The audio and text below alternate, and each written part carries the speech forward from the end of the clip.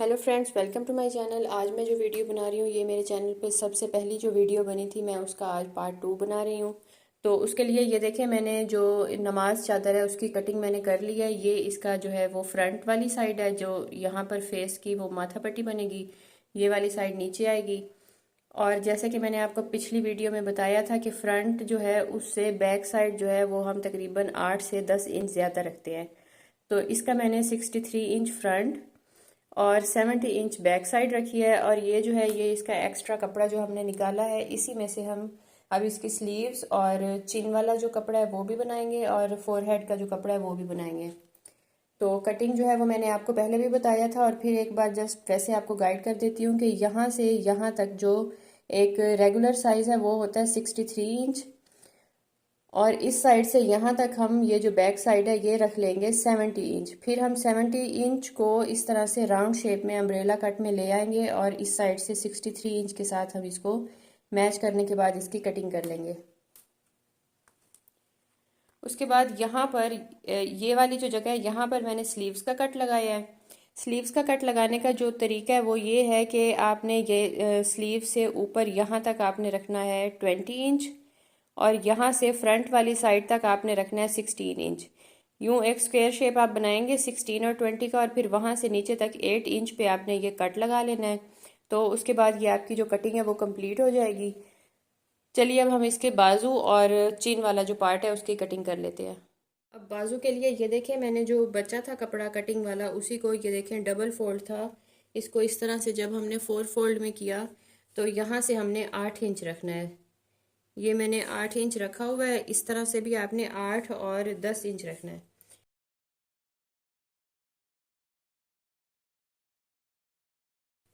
Sleeves की यहाँ से हम हल्की सी कटिंग करेंगे, बस जैसे तकरीबन 1.5 इंच की हमने यहाँ से तिरछी कटिंग कर लेनी है।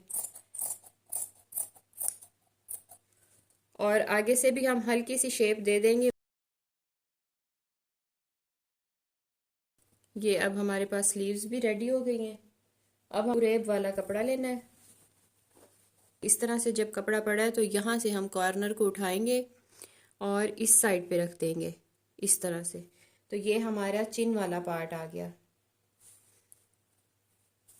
यहाँ से यहाँ तक आपने 5 इंच रखना है, और ये इस तरह से जो है इस तरह से आपने 9 इंच रखना है। अब हम इसकी इसी तरह से कटिंग कर लेंगे।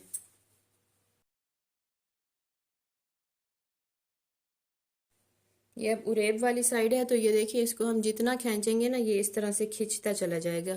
तो ये जब आप नकाब भी करें तो आपको बहुत ही कंफर्टेबल होगा, यहाँ पर खिंचाव नहीं आएगा। ये हो गया चिन वाला पार्ट। अब हमने ये जो फोरहेड के लिए ऊपर से जो बनानी है ना, उसकी जो लेंथ हमने रखनी है वो रखनी है टोटल 16 इंच। तो 16 इंच को जब हम इस तरह से फोल्ड करते हैं तो वो बनता है 8 इंच। अब जो फोरहेड वाली जगह है उसको हमने यहाँ से यहाँ तक 8 इंच और इस तरह से 3 इंच पे निशान लगा के यहाँ से हल्की सी ऐसे गुलाई देनी है। और अब हम इसकी कटिंग कर लेंगे।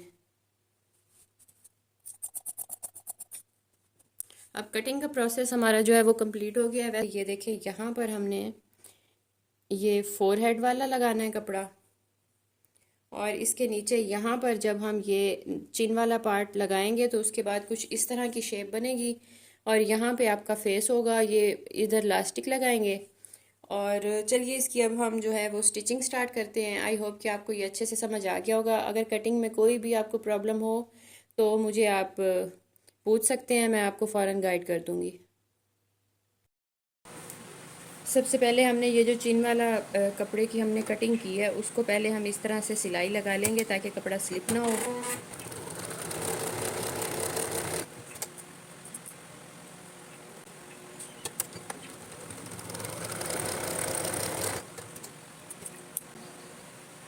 अब जैसे चिन वाले पार्ट की हमने पहले सिलाई लगाई है, उसी तरह ये जो हमने माथे के लिए जो पट्टी 16 इंच की कट की थी उसको भी हम पहले इस साइड से स्टिच कर लेंगे ताकि कपड़ा जो है वो फिक्स हो जाए, इधर उधर हिले ना, क्योंकि ये डबल लेयर में है।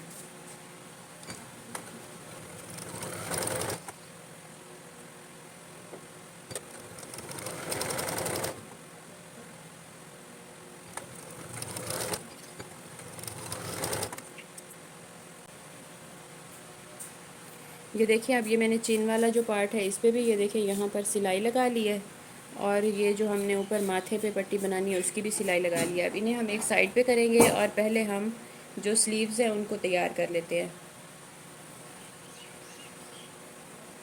अच्छा, कुछ लोग ये वाली इलास्टिक स्लीव्स के अंदर डालना पसंद करते हैं कि ये थोड़ी सॉफ्ट होती है, और कुछ मेरी क्लाइंट्स ऐसी हैं जो कहती हैं कि ये वाली थोड़ी चौड़ी इलास्टिक डाल दी करें, इससे ना बाजू पे ग्रिप अच्छी आती है। तो इसमें मैं यही वाली डाल रही हूँ। तो पहले हम ये देखें अपने ही ये देखें यहाँ से कफ़ की जो है नाप कर लेंगे, थोड़ा लूज़ लूज़ रख के, और फिर इतना ही हम इसको डबल करके यहाँ से इसकी कटिंग कर लेंगे।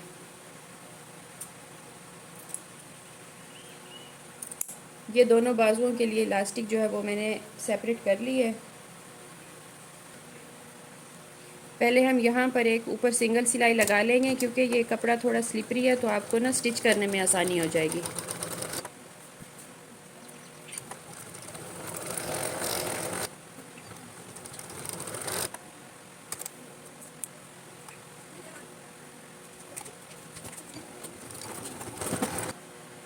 अब ये देखें, ये मैंने ना लास्टिक को पहले ये कपड़े को फ़ोल्ड कर लिया, उसके बाद लास्टिक को इसके अंदर रख के और यहाँ पे एक टॉप स्टिच लगा लिया ताकि ये लास्टिक यहाँ पे फिक्स हो जाए।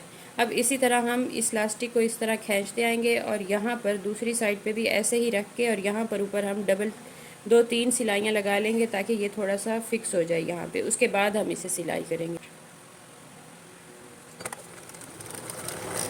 हमने यहाँ तक सिलाई कर ली। ये देखिए अब आगे लास्टिक है, इसको हम थोड़ा सा लास्टिक को अपनी तरफ खींचेंगे, पीछे से कपड़े को यूँ पकड़ के।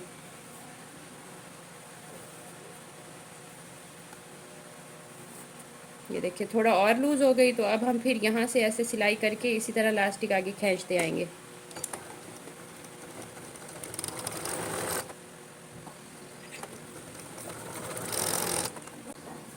अब हम इस साइड से भी और इस साइड से भी लास्टिक को पकड़ के इस तरह अच्छी तरह से इसको खींचेंगे, तो ये देखिए बिल्कुल इक्वल हो गई।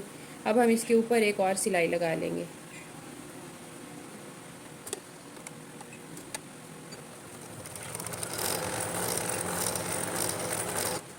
ये देखें बहुत ही ज़बरदस्त ये जो स्लीव है वो तैयार हो गई है। इसी तरह मैं दूसरी स्लीव भी तैयार कर लेती हूँ और उसके बाद फिर मैं आपको दिखाती हूँ। अब बाजू दोनों तैयार करने के बाद ये जो हमने स्लीव्स का कट लगाया है इसकी पहले हम पैमाइश कर लेते हैं कि ये टोटल कितना है। ये तकरीबन 7.2 इंच है, तो इतना ही हम यहाँ से बाजू जो है वो हम स्टिच कर लेते हैं पहले। ये देखें यहाँ पर हम कट लगाएंगे और बाजू को हम स्टिच कर लेंगे, जैसे हम शर्ट के बाजू स्टिच करते हैं ना, सेम वही तरीका है।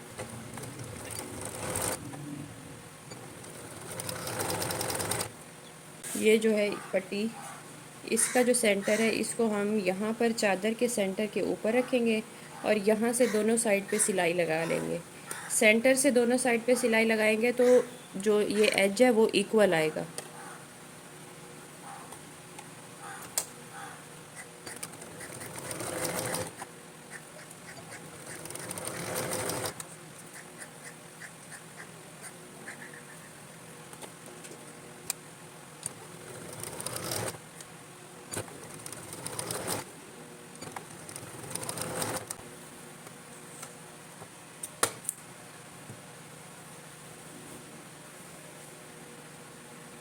अब ये माथा पट्टी हमने लगा ली है, उसके बाद हम देखेंगे कि ये कट कहाँ पर था हमारा, जो हमने चिन के लिए लगाया था।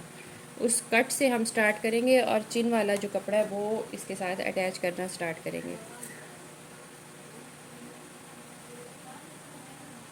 ये देखें ये कट है और यहीं पे हम ये देखें इस तरह से कपड़ा रखेंगे और इसको भी बिल्कुल वैसे ही साथ में सिलाई कर लेंगे।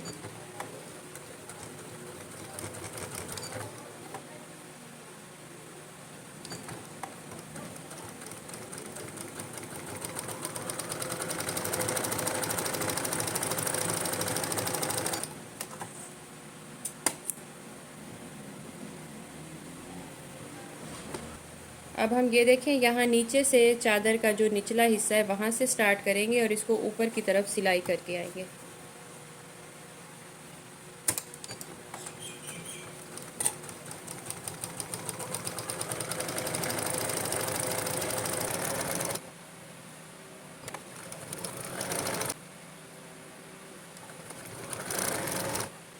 ये देखें ऊपर आके ये चिन वाला पार्ट आ गया, तो यहाँ से हम पहले यहाँ तक सिलाई करके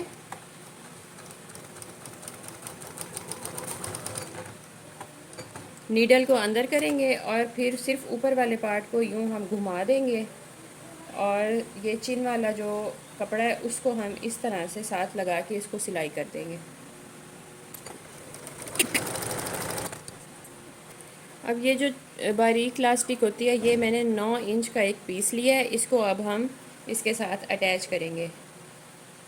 ये देखें अटैच हमने कहाँ करना है, जहाँ पर ये फोरहेड और चिन वाला कपड़ा क्रॉस कर रहा है ना, वहाँ पर हमने इसको अटैच करते जाना है।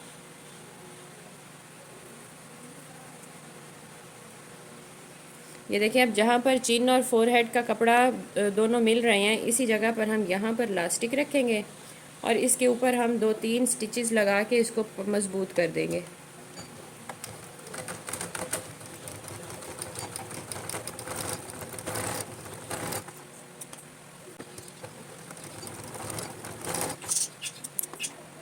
हमारे पास ये नेक्स्ट पार्ट है कि हमने बाजू अटैच करना है। बाजू अटैच करने के लिए आपने ये देख लेना है कि ये चादर की उल्टी साइड ही होनी चाहिए। ये देखिए ये उल्टी साइड ही है। अब बाजू को सीधा करने के बाद हम इस तरह से इसको ओपन करेंगे, ये जो हमने कट लगाया है, और स्लीव को इसके अंदर डाल के और यहाँ से हम इस तरह से सिलाई करते जाएंगे।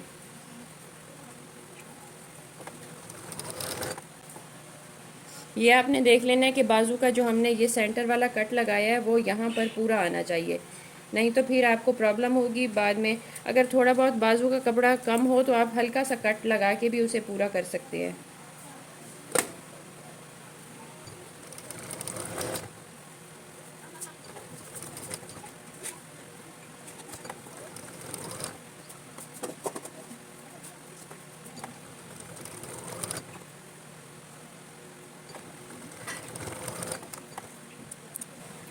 अब हमने ऑलमोस्ट चादर जो है वो कंप्लीट कर लिया है।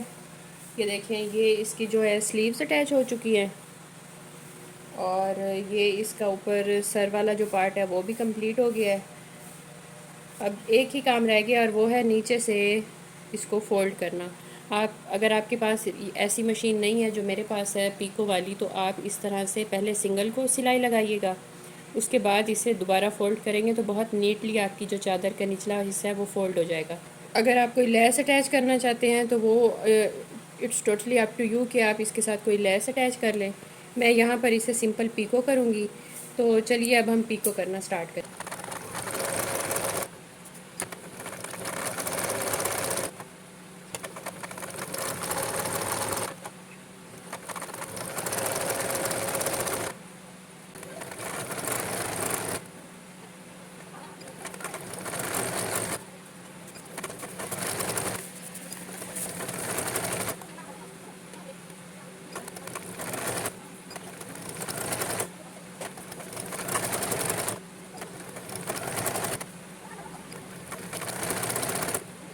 और ये पीको कंप्लीट करने के बाद चादर की सिलाई मुकम्मल हो चुकी है। आई होप कि आपको बहुत अच्छे से समझ आ गई होगी। और इसका जो ये पहनने के बाद मेरी कस्टमर के रिव्यूज़ आए थे तो मैंने सोचा कि मैं आपके साथ भी शेयर करूं। ये देखें इस तरह से बनेगी। वीडियो देखने का बहुत शुक्रिया। Thank you.